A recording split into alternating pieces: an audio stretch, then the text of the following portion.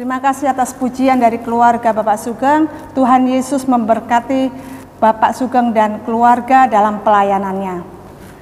Jemaat, kita masuk dalam pelayanan firman.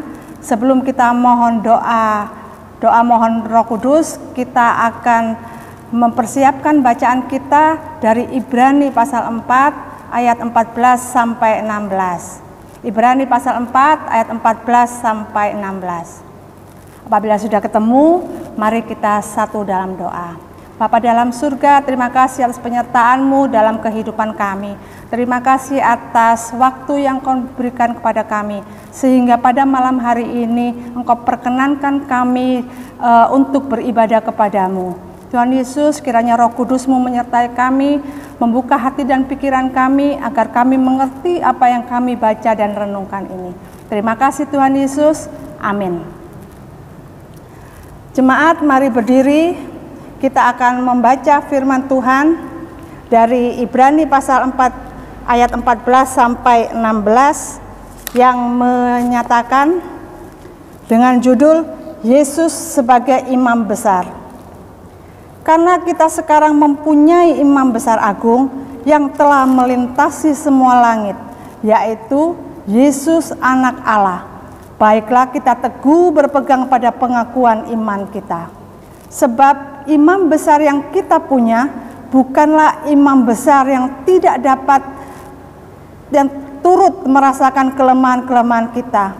Sebaliknya sama dengan kita, ia telah dicobai, hanya tidak berbuat dosa.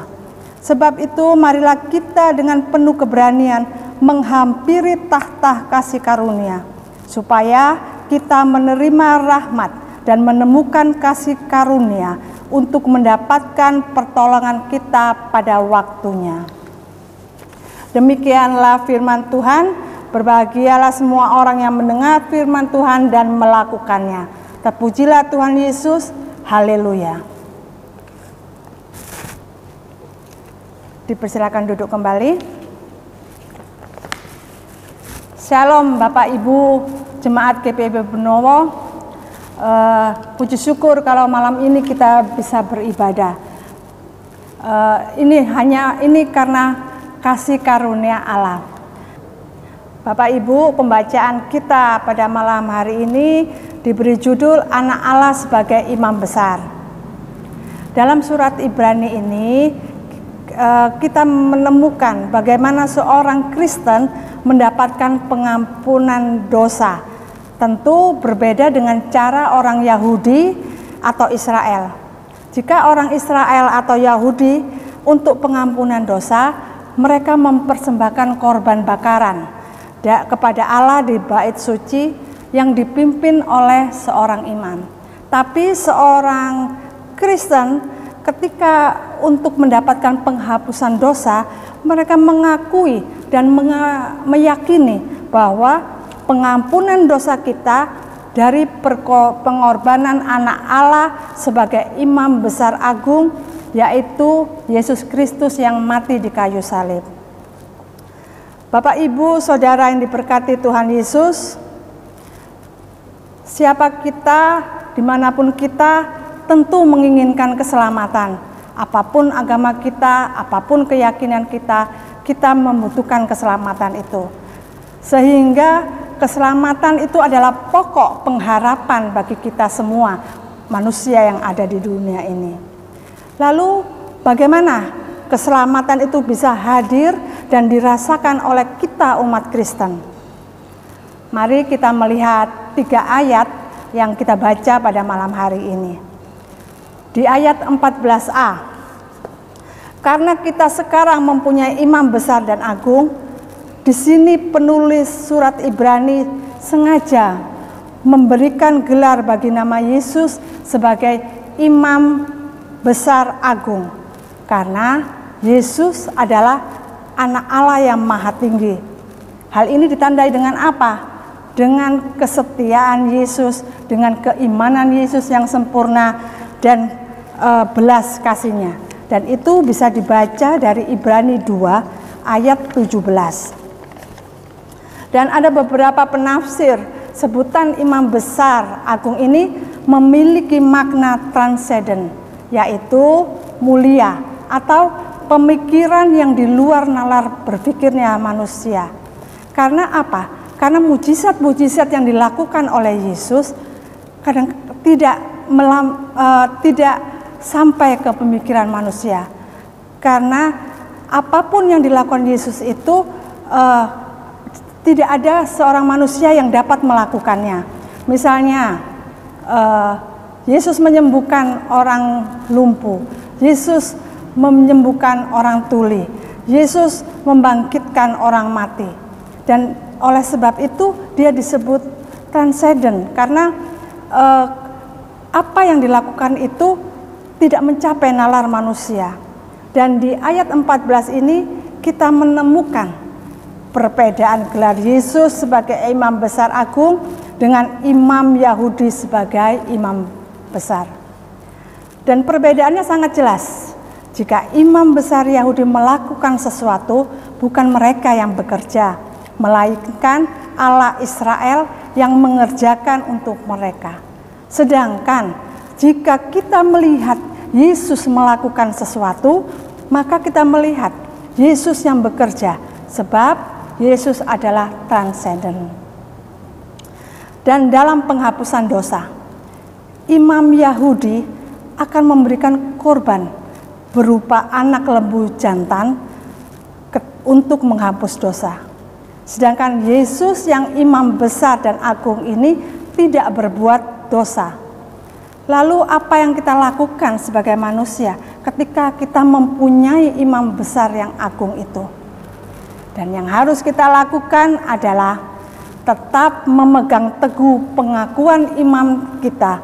Dan itu sebagai respon kita atas kasih Allah yang menganugerahkannya anaknya yang tunggal untuk kita sebagai manusia. Dan di ayat yang ke-15, imam besar agung yang kita miliki ialah seorang imam yang imanen. Mengapa disebut demikian?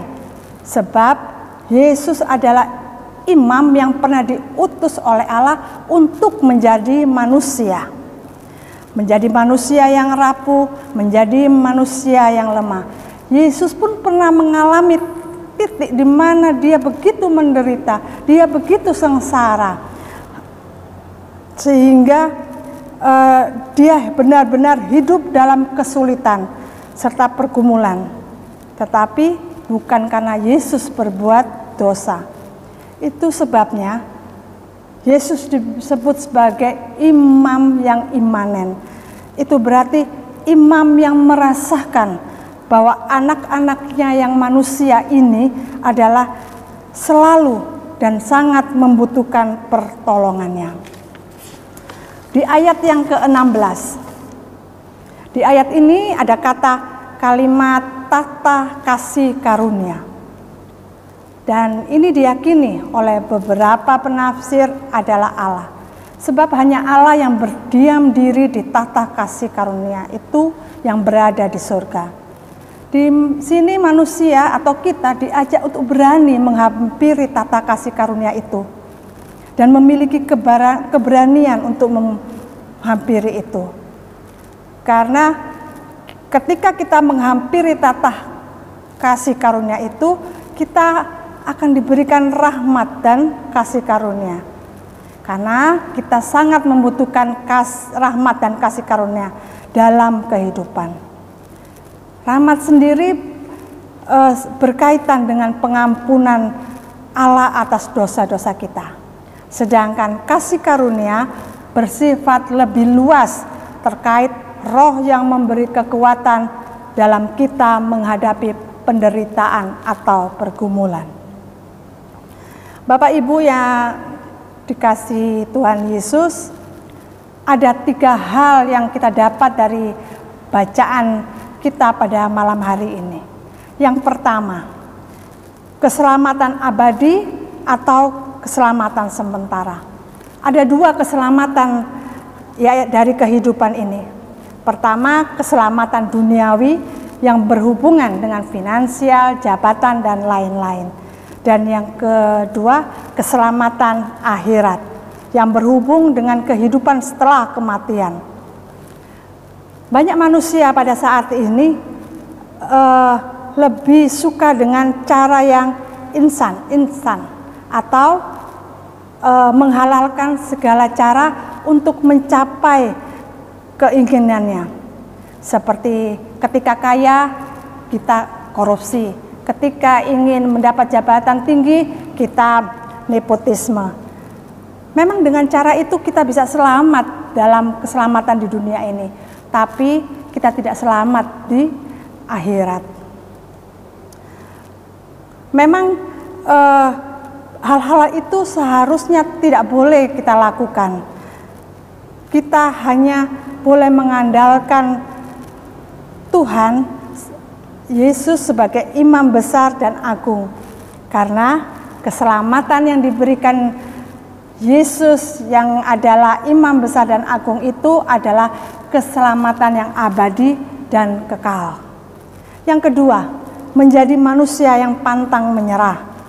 Seringkali kita manusia ketika mendapatkan pergumulan yang begitu hebat, pergumulan yang membuat kita tertekan, kita kadang menyerah. Ada berapa banyak di dunia ini ketika menghadapi pergumulan berat ini dengan bunuh diri atau dengan mempertaruhkan iman percayanya. Kalimat untuk berani menghadapi tahtanya di ayat 16 menjadi motivasi untuk bangkit dengan tetap berharap dan mengandalkan Allah, dan Allah akan memberikan rahmat dan kasih karunia atas kita. Yang ketiga, apa jaminan keselamatan bagi manusia? Jaminan keselamatan bagi kita sederhana saja. Ketika kita mau meyakini dan menyerahkan seluruh hidup kita kepada Yesus yang sempurna, kita tidak perlu lelah untuk mencari keselamatan itu. Cukuplah kita percaya, taat, dan setia melakukan kehendak-Nya. Bapak, Ibu, Saudara yang dikasihi Tuhan Yesus, di masa sekarang ini banyak dari kita yang begitu mengalami pergumulan dan tertekan. Banyak dari kita yang mungkin kehilangan pekerjaan. Banyak dari kita yang mungkin kesehatannya menurun. Tapi percaya bahwa ketika kita berpegang teguh pada pengakuan bahwa kita mempunyai pemimpin atau imam yang besar dan agung yang turut merasakan dan turut bekerja di setiap pergumulan kita, dan tetap hidup dalam rencana Allah, karena Allah memberikan kita rahmat dan kasih karunia untuk mendapatkan pertolongan pada waktunya. Dan sebagai ayat terakhir penutup, kita baca dari Roma pasal 8 ayat 28 yang menyatakan, kita tahu sekarang bahwa Allah turut bekerja dalam segala sesuatu untuk mendapatkan kebaikan bagi mereka yang mengasihi Dia, yaitu bagi mereka yang terpanggil sesuai dengan rencana alam. Amin. Tuhan memberkati.